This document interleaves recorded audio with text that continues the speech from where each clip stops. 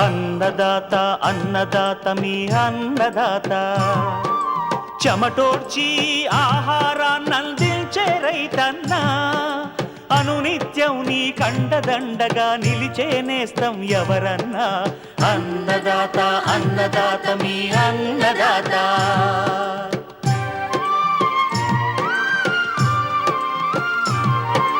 నూతన రీతుల సాగుబడికి, నూరింతలు పెరిగే దిగుబడికి సూచనలిచ్చే సస్య రక్షణకు, పశు పోషణకి శాస్త్ర విజ్ఞానం అందించి ముందుకు నడిపే తెలుగు రైతు భారతదేశానికి మకుటం అయ్యేలా తీర్చిదిద్దే ఆశయంతో మిమ్ము మేలు కొలిపేది అన్నదాత. అన్నదాత అన్నదాత మీ అన్నదాత. అన్నదాత అన్నదాత మీ అన్నదాత. అన్నదాత ప్రేక్షకులకు నమస్కారం. ఈనాటి ముఖ్యాంశాలు: అధిక పూల దిగుబడికి మల్లె కోత, నిల్వలో మెళకువలు. కాపు తక్కువగా ఉన్న ముదురు మామిడి తోటల పునరుద్ధరణ విధానం, సత్ఫలితాలు సాధించిన నూజివీడు ఫల పరిశోధన స్థానం. వేసవిలో పాడి పశువుల పోషణలో మెళకువలు.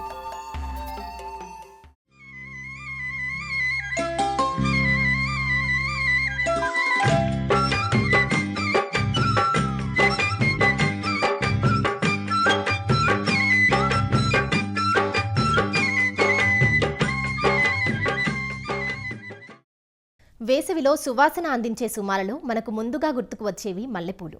మల్లె సాగుకు మలేషియా పెట్టింది పేరు అయినప్పటికీ తెలుగు రాష్ట్రాల్లో మల్లె తోటల సాగు పట్టణ పరిసర గ్రామాల్లో ఎక్కువగా ఉంది. దేశీయ మార్కెట్లోనే గాక అంతర్జాతీయ మార్కెట్లో కూడా ఈ పూలకు ఆదరణ బాగుంది. అందుకే మన దేశం నుంచి మల్లెలు ఇతర దేశాలకు కూడా ఎగుమతి అవుతున్నాయి. కొమ్మ కత్తిరింపు చేసిన సమయాన్ని బట్టి పూత సమయం ఆధారపడి ఉంటుంది. ఏడాదిలో సుమారుగా 2 నుంచి 3 నెలలు మల్లె పూత కాలం ఉంటుంది. ఫిబ్రవరి నుంచి సెప్టెంబర్ మాసాల మధ్య కావలసిన సమయంలో పూలు అందివచ్చేలా రైతులు కత్తిరింపు సమయాన్ని మార్పు చేసుకుంటూ ఉంటారు.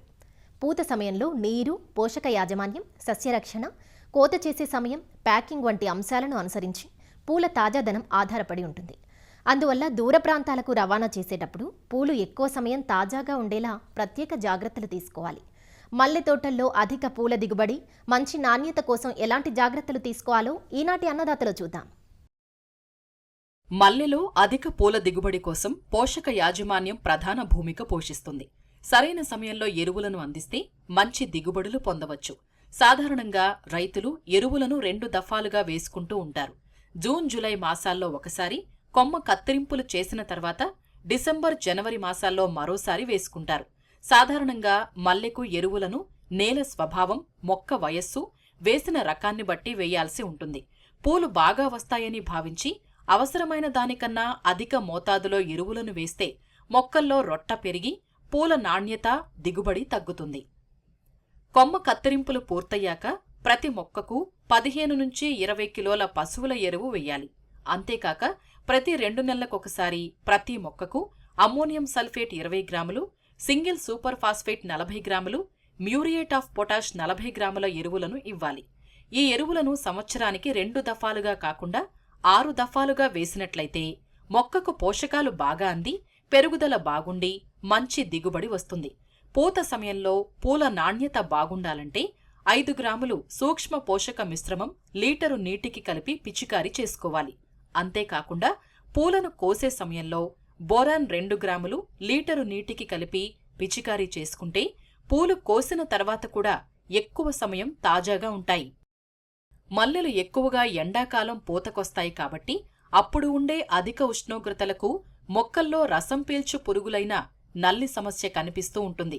ఆకుల అడుగు భాగం నుంచి రసం పీల్చివేసి ఆకులు నిర్జీవమై ఆకుల పైభాగంలో ఉబ్బెత్తుగా బొబ్బలుగా ఏర్పడి ఎరుపు రంగులోకి మారతాయి. నెలకొకసారి వేప నూనె 5 మిల్లీలీటర్లు లీటరు నీటికి కలిపి పిచికారీ చేసుకుంటే పురుగును తొలి దశలోనే అదుపు చేసుకోవచ్చు. పురుగు ఉధృతి పెరిగితే ఫెనిజాక్విన్ 2 మిల్లీలీటర్లు లేదా అబామెక్టిన్ 0.5 మిల్లీలీటర్లు లీటరు నీటికి కలిపి పిచికారీ చేసుకుంటే ఈ రసం పీల్చు పురుగుల సమస్యను అదుపులో ఉంచుకున్న వాళ్లం అవుతాం. మల్లెపూలను ఆశించే మరో పురుగు మొగ్గ పురుగు. ఈ పురుగు మొగ్గ లోపల ఉండి పూరేకులను తింటూ పెరుగుతాయి. ఇవి ఒక మొగ్గ నుంచి మరో మొగ్గకు వ్యాప్తి చెందుతాయి. పురుగు ఆశించిన మొగ్గలు గులాబీ రంగులోకి మారి మార్కెట్టుకు పనికిరాకుండా పోతాయి. అధిక నష్టం కలుగుజేసే ఈ పురుగు నివారణకు సమగ్ర సస్యరక్షణ చర్యలు చేపట్టాల్సి ఉంటుంది. హెల్యుల్యూర్ అనే లింగాకర్షక బుట్టలను ఎకరాకు 4 చొప్పున ఏర్పాటు చేసుకోవాలి. నెల రోజులకు ఒకసారి వేప నూనె 5 మిల్లీలీటర్లు లీటరు నీటికి కలిపి పిచికారీ చేయాలి. బాసిల్లస్ తురింజెన్సిస్ 2 మిల్లీలీటర్లు లీటరు నీటికి కలిపి పిచికారీ చేసుకుంటే మొగ్గ పురుగును రాకుండా ముందుగానే నివారించుకోవచ్చు. పురుగు ఉధృతి ఎక్కువగా ఉంటే స్పైనోసాట్ 0.3 మిల్లీలీటర్లు లేదా థయోక్లోప్రిడ్ 1 మిల్లీలీటరు లీటరు నీటికి కలిపి పిచికారీ చేసుకోవాలి. మల్లెలో కనిపించే మరో సమస్య మొగ్గ ఈగ. ఈ పురుగు నివారణకు క్లోరిపైరిఫాస్ 5 మిల్లీలీటర్లు లీటరు నీటికి కలిపి మొక్క మొదళ్లలో పోసుకోవాలి. అలాగే ఒక్కో మొక్కకు 20 గ్రాములు కార్బోఫ్యూరాన్ గుళికలు వేసుకున్నట్లయితే భూమిలో ఉండే లార్వాలను అరికట్టుకోవచ్చు. ఈగ సమస్య ఎక్కువగా ఉంటే 2 మిల్లీలీటర్లు ప్రొఫినోఫాస్ లీటరు నీటికి కలిపి పిచికారీ చేసుకోవాలి. మల్లి సాగులో మరో ముఖ్యమైన విషయం నీరు. ఎండాకాలం కాబట్టి నీటిని, నేల రకాన్ని, ఎండ వేడిమిని బట్టి ప్రతి మొక్కకు 20 నుంచి 30 లీటర్లు నీటిని ఇవ్వాలి. వేసవిలో 3-4 రోజులకు ఒకసారి, అదే డ్రిప్ ద్వారా అయితే రోజుకు 5 నుంచి 6 లీటర్లు నీటిని అందివ్వాలి. మల్లి తోటలో పూలు అధికంగా రావటానికి, పూసిన పూలు ఎక్కువ కాలం తాజాగా ఉండటానికి హార్మోన్లను ఉపయోగించవచ్చు. నైట్రోబెంజిన్ 20% మందును 2 నుంచి 2.5 మిల్లీలీటర్లు లీటరు నీటికి కలిపి పిచికారీ చెయ్యాలి. ఇదే కాక ట్రైకాంటినాల్ 1 నుంచి 2 మిల్లీలీటర్లు లీటరు నీటికి కలిపి పిచికారీ చేస్తే పూత బాగుంటుంది.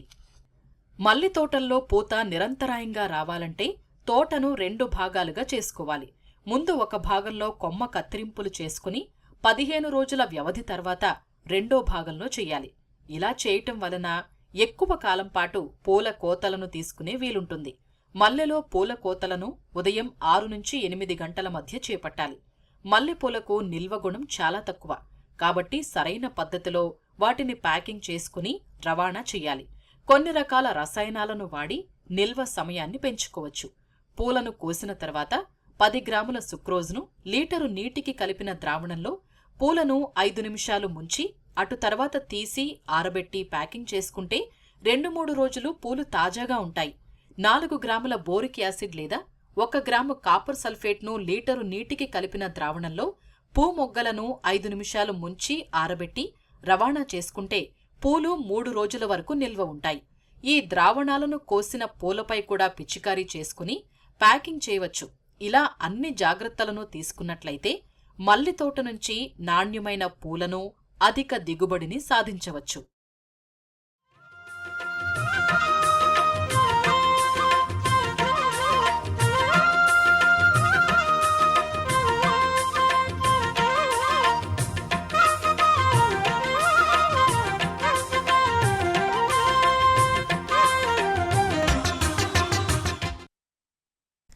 ఈ ఏడాది ముందుగానే ఎండలు ఠారెత్తిస్తున్నాయి. ఈ అధిక వేడిమికి మనమే కాదు సకల జీవరాశి అల్లల్లాడిపోతుంది. ముఖ్యంగా మూగజీవాల పరిస్థితి చెప్పనలవి కాకుండా ఉంటుంది. పాడి పశువులు అధిక ఉష్ణోగ్రతలను అస్సలు తట్టుకోలేవు. పశువులు ఎండదెబ్బకు గురైతే పాల దిగుబడి తగ్గిపోవడం, త్వరగా ఎదకు రాకపోవడం జరుగుతుంది. ఎక్కువగా నీరు తాగుతూ మేతలు సరిగా తినక త్వరగా నీరసించిపోతాయి. ఈ వేసవి ఎండల బారి నుండి పాడి పశువులను రక్షించుకోవాలంటే పోషణ యాజమాన్యంలో ఎలాంటి మెలకువలు పాటించాలో తెలియజేస్తున్నారు వరంగల్ జిల్లా మామునూరు కృషి విజ్ఞాన కేంద్రం సీనియర్ శాస్త్రవేత్త డాక్టర్ రాజన్న. మనకు సాధారణంగా మార్చి మాసము మొదలైందంటే ఎండ తీవ్రత పెరుగుతూ ఉంటుంది. మనకు ఉష్ణోగ్రత పెరిగినట్లయితే పశువుల్లో మేత మేయకపోవడము, పాల ఉత్పత్తి తగ్గడము, అదేవిధంగా పశువులు సరిగా ఎదగరాక చూడి కట్టవు. ఒకవేళ చూడి పశువులు ఉన్నట్లయితే ఎండ తీవ్రత మూలంగా కూడా ఈడ్చుకుపోవడం జరుగుతూ ఉంటుంది. అదేవిధంగా ఎక్కువగా ఈ గోమార్లు, పిడుదులు కూడా అభివృద్ధి చెంది పశువుల రక్తాన్ని పీల్చి ఈ బరువు పెరగకుండా చేస్తూ ఉంటాయి. కావున రైతు సోదరులు కొన్ని యాజమాన్య పద్ధతులను ఈ వేసవిలో పాటించినట్లయితే మనము పాల ఉత్పత్తిని నిలకడగా ఉంచుకోవచ్చు, పశువులు కట్టడానికి వీలవుతుంది.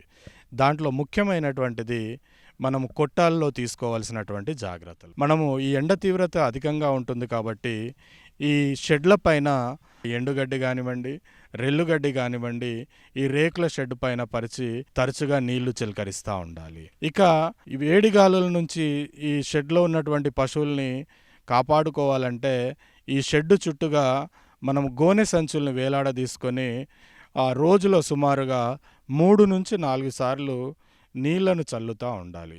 ఈ విధంగా చేయడం వలన మనకు పశువుల కొట్టాల్లో టెంపరేచర్ అనేటువంటిది తగ్గుతుంది. ఇక పశువు చుట్టూ ఉండేటువంటి వాతావరణాన్ని కూడా మనం తగ్గించాలి. పశువుల కొట్టాలలో ఫ్యాన్లు పెట్టుకోవడం కానీ, ఫాగరు, స్ప్రింక్లర్ ఈ రెండింటిని పెట్టుకోవడం మూలంగా తరచుగా ఫాగర్స్ ద్వారా కానీ, మిస్టింగ్స్ ద్వారా కానీ ఈ నీటి తుంపర్లు పశువుల శరీరం పైన పడి హీట్ స్ట్రెస్ నుంచి కోలుకోవడము జరుగుతూ ఉంటుంది. పశువుల శరీరం పైన రోజుకు 3 నుంచి 4 సార్లు మనము చల్లటి నీళ్లను చిలకరిస్తూ ఉండాలి.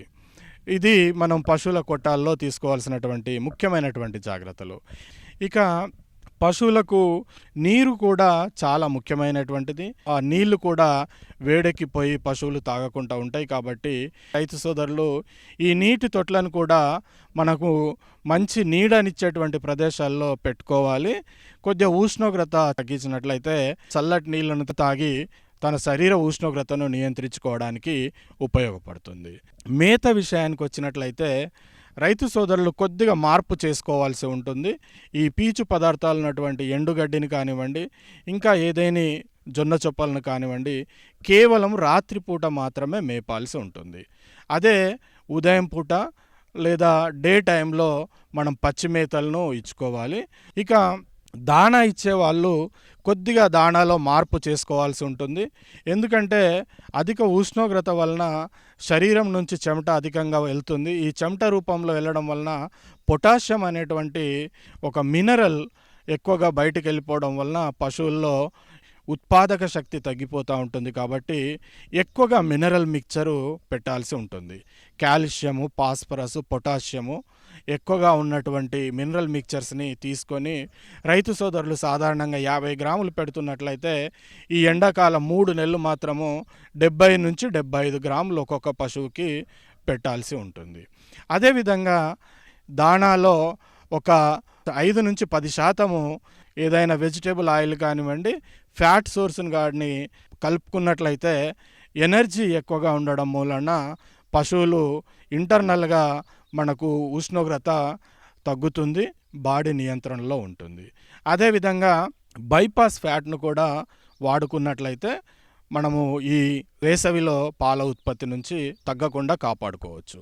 ఇక ఎండ అధికంగా ఉంటుంది కాబట్టి పశువుల్ని ఉదయం 6 నుంచి 10:30 వరకు మాత్రమే మేత కొరకు బయటకు వదిలేసేయాలి. మళ్ళీ తిరిగి 4:30 నుంచి 6-7 వరకు కూడా పశువుల మేత కొరకు బయటికి పంపొచ్చు. ఇక మూడవ ముఖ్యమైనటువంటి అంశము, పశువులు ఎదకు రాకుండా కూడా ఈ వేసవిలో ఉంటాయి కాబట్టి గేదెలు ఏదైతే ఎదలో ఉంటాయో అవి రైతును చూడగానే ఉదయం పూట లేచి నిలబడతా ఉంటాయి, తరచు మూత్రం చేస్తూ ఉంటాయి. కాబట్టి ఈ 2 లక్షణాలు గమనించి పశువు ఏది ఎదలో ఉందనేటువంటిది తెలుసుకోవచ్చు. ఇక ఆవుల విషయానికి వస్తే చూడి నిలవడానికి కొద్దిగా ఇబ్బందికర పరిస్థితులు ఉంటాయి కాబట్టి ఎండాకాలము మంచి చల్లని టైంలో మాత్రమే కృత్రిమ గర్భధారణ కానివ్వండి, లేదనంటే ఆబోతుల్ని దాటించడం కానీ చేయాలి. ఈ జాగ్రత్తల్ని మనము ఈ వేసవిలో తీసుకున్నట్లయితే మనం పాడి పశువుల్ని పాల ఉత్పత్తి తగ్గకుండా కాపాడుకోవచ్చు.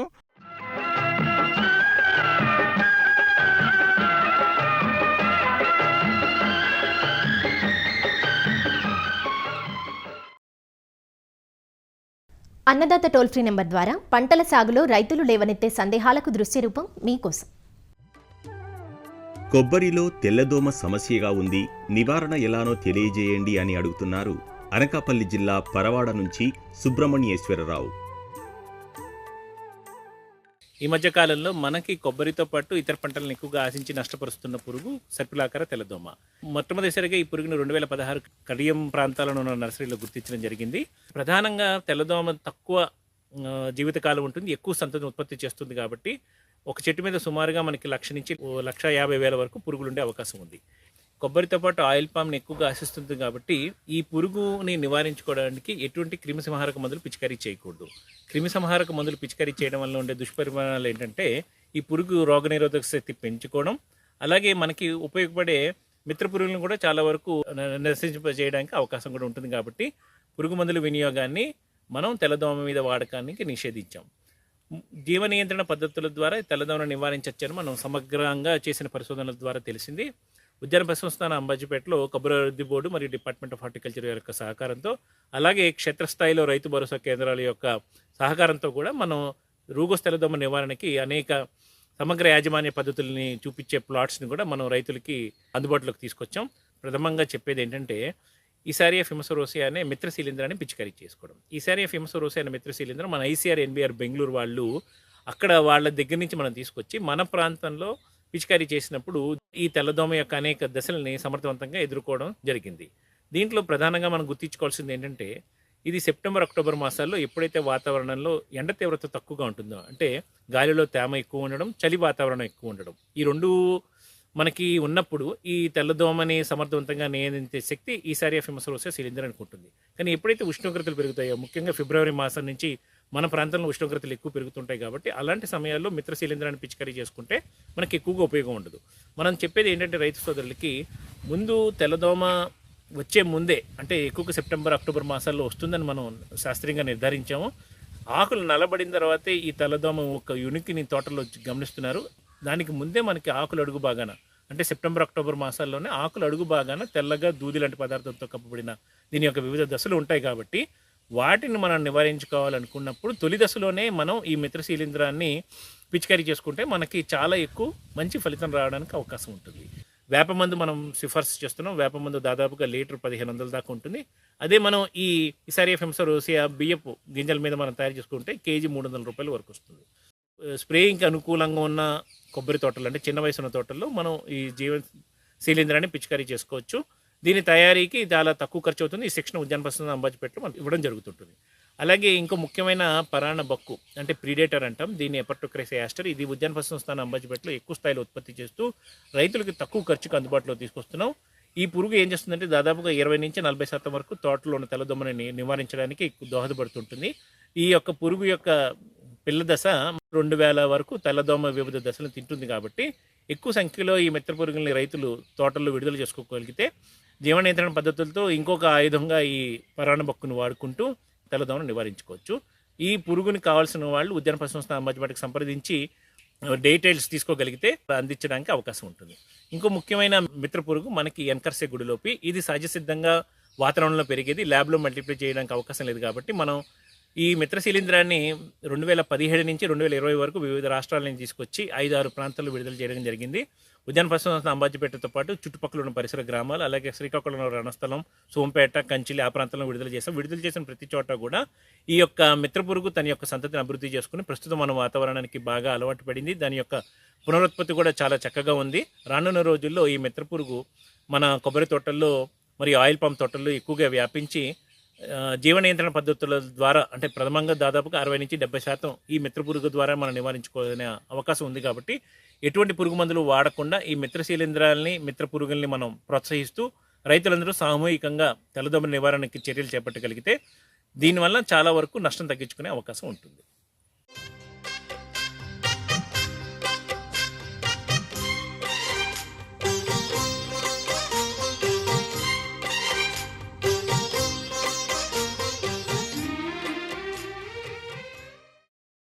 మీ దగ్గర తాతలు తండ్రులు నాటిన ముదిరి మామిడి తోట ఉందా? 40 ఏళ్లు పైబడ్డ ఆ తోట తిరిగి కాపునివ్వట్లేదని బాధపడుతున్నారా? తోటను తీసేసి తిరిగి నాటుకుంటే పెట్టుబడి పెట్టాల్సి వస్తుందని ఆలోచిస్తున్నారా? అయితే దీనికి చక్కటి పరిష్కారం చూపిస్తున్నారు నూజివీడు మామిడి పరిశోధనా స్థానం శాస్త్రవేత్తలు.